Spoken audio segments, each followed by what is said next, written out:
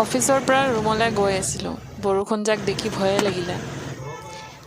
ইমান জাম লাগিছিল, দেখিয়ে ভয় লাগি আছিল। পানী দেখিছেনে? মাই গড, কি পানী আছে!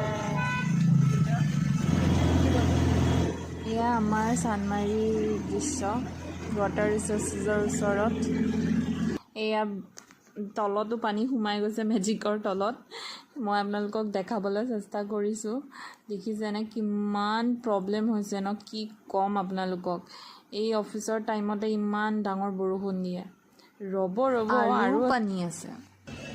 আৰু এটা কথা, মইনো কেনেকৈ ৰুম পালোঁ, আপোনালোকে যদি চাব বিচাৰে পাৰ্টটো চাব।